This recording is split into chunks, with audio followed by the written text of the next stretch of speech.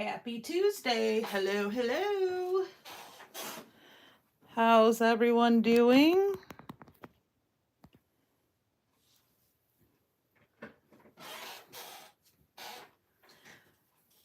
Hi, Barb. Good evening. Mary, hello. All right, everybody, as you're popping on, say hello. A couple of minutes early. So we'll give it a minute or two.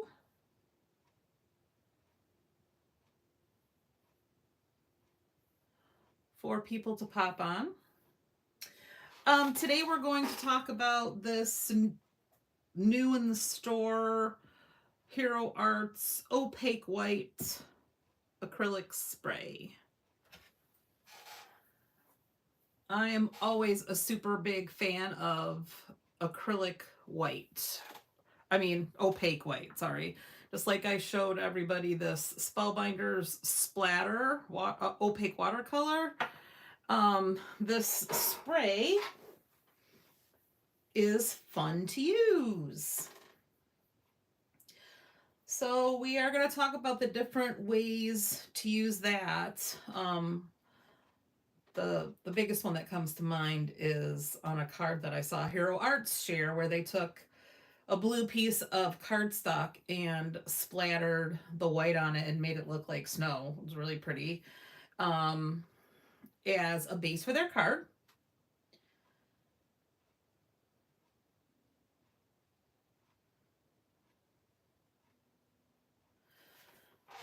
So we'll get started in just a minute. Did everybody have a good holiday weekend? All the kids back in school?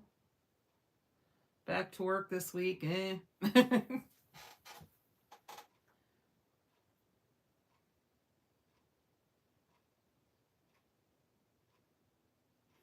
Not sure how much of a delay there is, so I'm going to wave my hand. Not too bad. Not too bad. Hey, Kim. Happy Tuesday. All right, people are popping on. So again, hey Janice, as you're getting settled in for our demo and popping on, say hello. We'll get started in a minute. We're going to talk about this new Hero Arts Opaque White Acrylic Spray really quick. I really like it because it is very opaque. It's also water-based, which is nice. So while it's wet, it'll mix with water. Acid-free and archival. So all the things that you need for scrapbooking and archival and memory keeping. Yep, fade resistant and all that good stuff. So I'm going to pull it to the side over here and give it a shake. So I've got this teal piece of paper here just because I want to give it a spray and do a couple of things just so that you can see what it looks like. And then I will show you some other things too. So if you're just spraying it, that is what you get with a spritz. So you get some pretty good coverage. It's pretty opaque, as you can see. All right. You can also, as I like to do, splatter it from the straw. And you could probably paint with this too. So if you use the straw. But also you could mix it with water if you wanted it to be a little less. Although I don't know why you would, but if you did.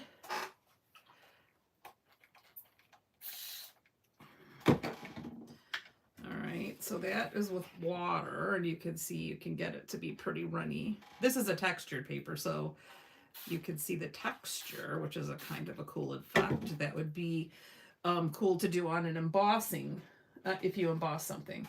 So just to kind of give you an idea of how opaque it really is. One of the things though that I always like to share is if you are using it on water reactive things like distress, right?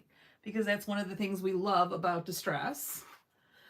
When you spray it and it's wet, it does pick up that water reactive color.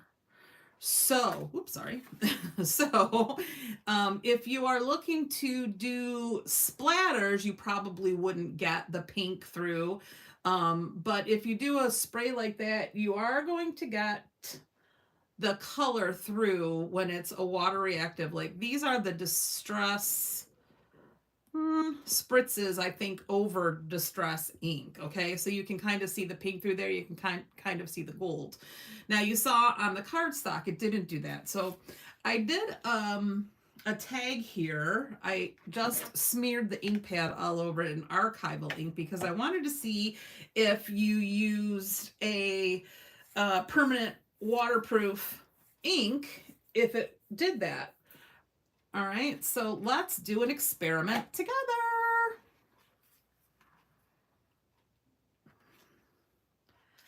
I don't want to spray high up, but I don't want it to be all over. It did get a little all over, didn't it? That's just how I roll. But as you can see, it's not picking up that blue because it's on permanent ink. So just something to keep in mind.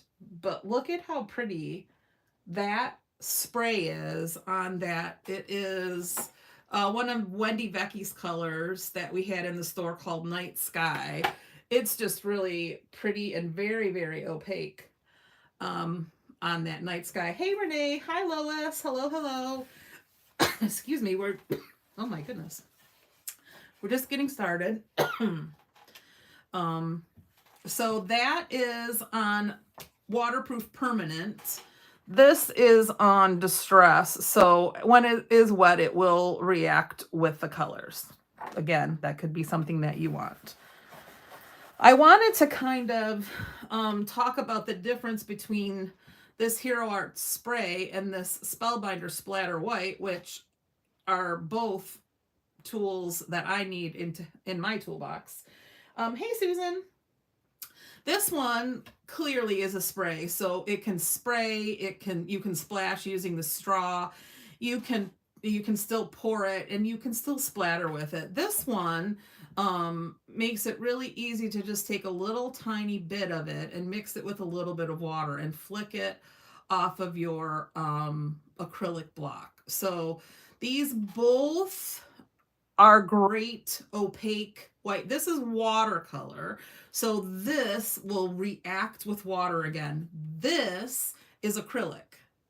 So once this dries, it's like acrylic paint, and it's not going to react with your water again. Okay? Now, I also wanted to show you on black, and I want to spray through a stencil. Of course, you know, why wouldn't I use my splat box? Well, why do I do such a silly thing like that, right? Okay. Put that over there. I'm just going to give it a little shake because you do have to shake it. It says to shake well because of the pigment. You want to shake that up. And then also, too, I'm going to say this right now. When you're done, make sure you take your flour sack cloth or a wipe and wipe the nozzle. And if you really wanted to make sure that it was clean, I give it a little scrape, but you can also dip the nozzle in water, and that will assure that you are going to keep your nozzle clean and clog free. All right, let's see what we got here. So this is through a stencil on black. Look at that. So it really shows up on black. That's just two little spritzes.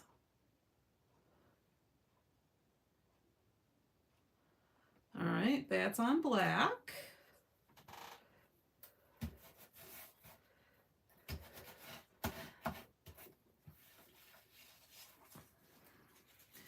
And then let's show it on craft.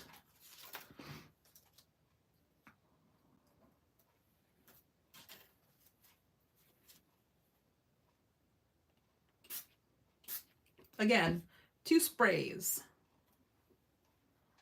And look at that.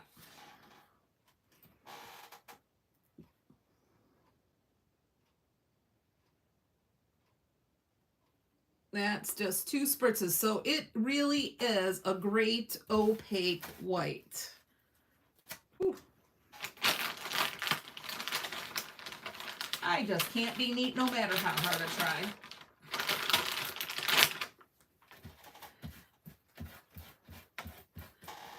You know me, I'm not too worried about cleaning the stencils, but I do like to have a clean surface when I'm demoing for you guys. Yeesh. All right, so let's, oh my goodness. Really? Whew, it's been one of those days, ladies. Hey, Marilyn. All right, I also wanted to show you, just so you could see what I was talking about earlier when I was mentioning how you need to be careful when you're spraying or using it on something that's water reactive like Distress. Here is another panel that I did, and this looks like oxide. That's what it looks like to me. Let's see. Hey, Mary. Almost. You'll have to go back and catch the beginning, but how appropriate that you come right when I'm going to do this green panel. So let's spray on that and see if this is still water reactive and turns the spray a little bit green like it did the pink. All right, that's one spray. Let's just see. Let's just see if I was lying. Oh, you know what? Maybe oxide will be a little bit different because it's got the pigment and the dye ink in it. So maybe that doesn't apply to the oxide. Let's just see. Yep, I would say that that is probably correct. See how it stays white on the oxide? Oh my gosh, on the oxide, because it's that blend of the pigment. How long to dry, Susan? Well, this is the one we sprayed a few minutes ago, or let's say maybe a minute and a half ago, and it's dry. This one I went a little bit of a thicker spray, and you can kind of tell, you know how you can kind of tell when it's still a little bit shiny, so it's wet. So these over here are dry, but I can tell that these thicker ones in the middle are dry. So I'm gonna say, you know, depending on how thick you spray it, a couple of minutes. I mean, this one is completely dry, the one that we did earlier. Let's do this one. I just want to show you how it picks up the color of the color.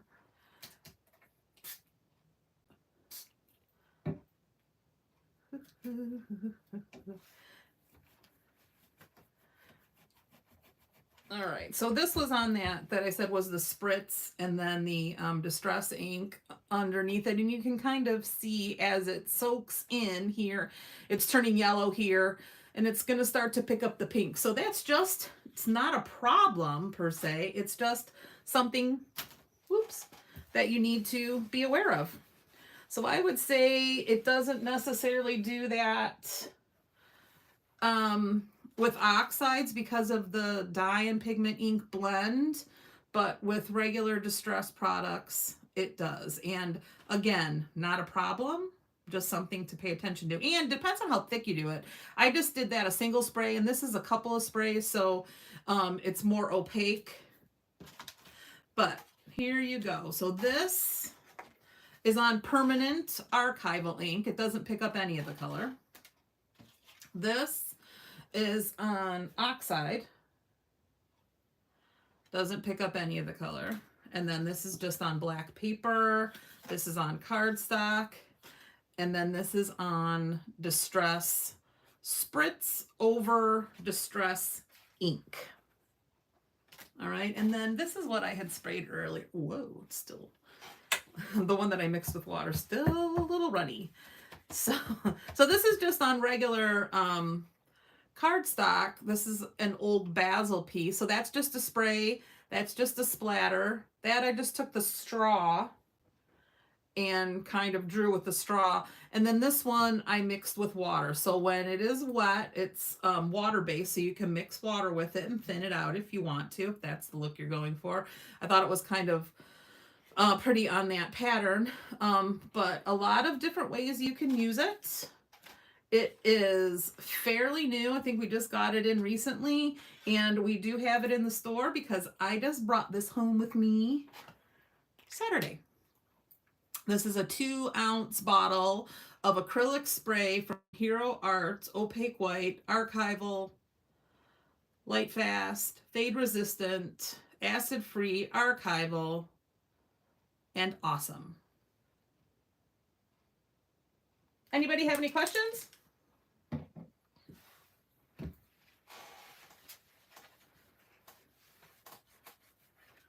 No? I'll give it a second.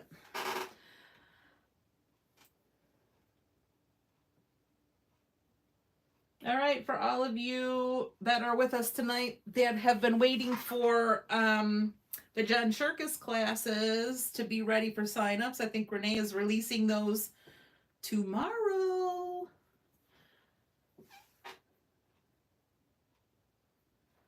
So watch the Facebook page and the website for those classes to be open for registration.